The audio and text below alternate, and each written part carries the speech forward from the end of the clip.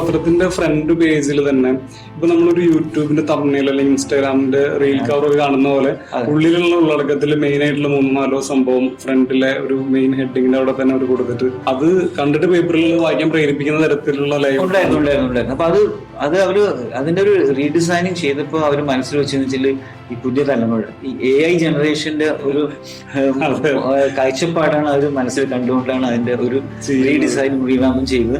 അതിന് നല്ല പ്രതികരണം ഉണ്ടായിട്ടുണ്ട്. സ്ക്രീനിലേക്ക് മാത്രം പോയിട്ടുള്ള പ്രിന്റ് മീഡിയത്തിൽ അത് ഈ പറഞ്ഞ പോലെ നമ്മുടെ ഈ യങ്സ്റ്റേഴ്സിന് തിരിച്ച് പേപ്പറിലോട്ട് നമ്മൾ കൊണ്ടുവരാൻ വേണ്ടി ചെയ്ത ഒരു ശ്രമങ്ങളാണ്. അപ്പൊ അതിന് ഭാഗമായിട്ടാണ് ഒരു ഈ ഹ്യൂമൻ സ്റ്റോറി പസിൽ എന്ന് പറഞ്ഞുള്ള ഒരു ഇൻഫോർമേറ്റീവ് ആയിട്ടുള്ള, അപ്പൊ അത് സ്കൂൾ ചിൽഡ്രനെ ടാർഗറ്റ് ചെയ്തിട്ടുള്ള ഒരു ഗെയിം പസിലായിരുന്നു. Specifically targeting science. അപ്പൊ ഹ്യൂമൻ ബോഡിയുടെ ഓർഗൻസ് അല്ലെങ്കിൽ അവയവങ്ങളെ വെച്ചിട്ട് മാർക്ക് ചെയ്യുന്നുള്ള ഒരു ഗെയിമായിട്ട് അവര് പത്രത്തിൽ ഇറക്കി. അത് 1.5 മാസം ഇറക്കി. എന്തായാലും മനോരമയുടെ ഹ്യൂമൻ സ്റ്റോറി പസിൽ വന്നേ പിന്നെ എല്ലാം ക്ലിയർ.